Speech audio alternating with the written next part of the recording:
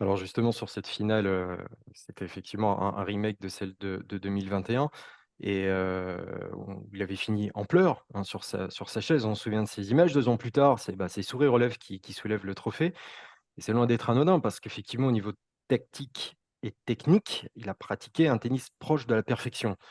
D'où cette question, Maxime, qu'on posait en début d'émission. Est-ce qu'il a créé, engendré quelque part, le joueur ultime du tennis moderne? Le joueur ultime, c'est une affirmation C'est une question, oui. dangereuse, dangereuse. Non, je dirais, il a peut-être créé le joueur à l'efficacité ultime. Le joueur de tennis ultime pour moi, c'est encore plus, enfin, il y a quelque chose de, il y a une dimension esthétique que Djokovic pour moi n'a pas, ou a moins que d'autres joueurs, comme par exemple Federer à l'époque. Mais sur le plan de l'efficacité, c'est absolument extraordinaire. Euh, En fond de cours, il est imprenable, il n'a pas de faiblesse, il a zéro faiblesse. Il se déplace à une rapidité affolante à 36 ans. Il anticipe tout. On a l'impression que il attire la balle sur le plan défensif. Comme le disait très bien Laurent, au filet, qui était quand même une de ses lacunes pendant, pendant une bonne partie de sa carrière. Au filet, il a fait des progrès incroyables et cette finale l'a démontré encore. Allez, il y a le ça et il y a le fameux smash, le Joko smash qui lui manque. Et encore sur cette finale, il n'en a pas fait de mauvais choix au smash. Mais ce qui me subjugue chez lui, c'est sa capacité à toujours, ou alors 99% du temps, faire le bon choix. De ce point de vue-là, pour moi, oui, c'est le joueur à l'efficacité ultime. Si ce n'est pas le joueur ultime techniquement, c'est le joueur à l'efficacité ultime. Parce que si on regarde de plus près, effectivement, 84 de réussite au filet en montant autant sur 3 sets, c'est vrai que c'est monstrueux. On a l'impression presque de faire un bond en arrière. Quand on voyait Edberg ou McEnroe prendre le filet comme ça, Après, pour moi, Seb, la différence, c'est que quand on a des stats comme ça au filet et qu'on n'est pas un joueur de filet naturel, c'est qu'en fait, il se met dans les meilleures conditions possibles pour aller bien voler. Et c'est ce que disait Maxime, c'est qu'en fait, il est tellement efficace dans sa construction, c'est que l'idée, quand il vient, c'est pour conclure plus rapidement. Et en général, il doit avoir des volets relativement faciles. Alors, on connaît sa souplesse. Maintenant, il a une main développée, donc il est capable de faire des super volets dans des mauvaises conditions. Mais je dirais que sur les 80% de points remportés, je suis quasiment sûre que la plupart sont des volets joués. Et c'est là où il montre que le tennis, c'est pas forcément d'avoir une main hallucinante, c'est de savoir jouer pour se mettre dans les meilleures conditions pour battre un adversaire. Et là, c'est le maître de tous les temps dans ce secteur-là. alors Camille, est-ce qu'on peut parler de tennisman ultime quand on le voit jouer? Avec ses accélérations, coups droits au marteau, cette longueur de balle systématique et une précision, diabolique, hein, quasiment, Il est en train de montrer, Novak, que la puissance ne fait pas tout. Et on l'a tellement entendu que les joueurs, petit à petit, ça allait être des géants, des puissants. Djoko, c'est pas un géant puissant. Et pourtant, il surdomine ce tennis actuel. Et donc, c'est un pied de nez un petit peu à tout ce qu'on pouvait aussi entendre il y a 10, 15 ans sur l'évolution du tennis.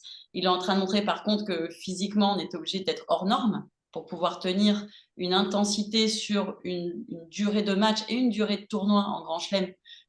C'est incroyable qu'il est capable de développer, mais aussi qu'à un moment donné, c'est un sport où si on respecte pardon, une géométrie et une science du jeu, on peut prendre les joueurs les plus puissants et les amener là où vous voulez. Et pour moi, c'est un artiste du tennis. Et on parle vraiment de quelqu'un qui se nourrit de la stratégie du tennis. Et moi, c'est pour ça que j'adore son jeu, même si esthétiquement, c'est peut-être pas aussi beau au niveau gestuel que Roger. En revanche, sur la science du jeu au millimètre près, Ouais. il est au-dessus de tout le monde.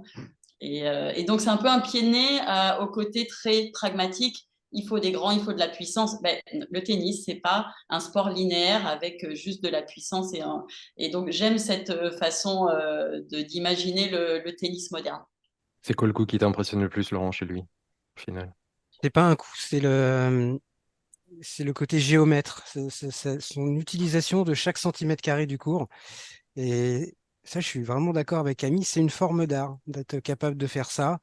je me souviens d'un point pendant la finale. Alors, c'est pas un point très important, donc j'aurais pu vous dire où il était, mais où il doit y avoir 7-8 frappes de balles. Et on voit que dès la première, il construit l'ensemble de son point. Et ça se termine avec un revers qui va déporter Medvedev sur sa gauche. Et puis, il finit par un revers long ligne, Djokovic, qui est vraiment mais au millimètre dans l'angle du court, près de la ligne de fond. Et ça, c'est quand même exceptionnel. Pour moi, c'est aussi beau qu'une volée acrobatique ou qu'un revers à la Wawrinka ou à la Federer ou à qui tu veux. Mais c'est plus l'ensemble. C'est-à-dire que quand tu regardes Djokovic jouer, tu te dis pas forcément ce coup-là est monstrueux.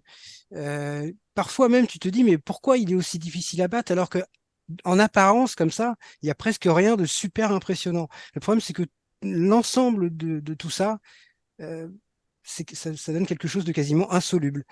Mais vraiment, je pense que ce que je préfère chez lui, au-delà de sa gestuelle au service, que j'adore, j'ai déjà dit, et je pense d'ailleurs que c'est euh, un des tout meilleurs serveurs du monde aujourd'hui, si on prend tout en compte, puissance, précision, seconde balle, constance, variation. Pour moi, il est dans le top 5. C'est pas John Isner, mais il sait tout faire avec son service. Mais vraiment, dans la construction à l'échange, je trouve que ça, c'est quelque chose qu'on n'a peut-être jamais vu, que moi, j'ai peut-être vu jadis chez les femmes, chez Chris Evert ou Martina Hingis, qui avait ça. Sauf que là, ça se fait à une vitesse parce que l'époque a changé, 100 fois plus grande, quoi. Donc, moi, c'est ce que j'aime le plus chez Novak Djokovic, ce côté géomètre.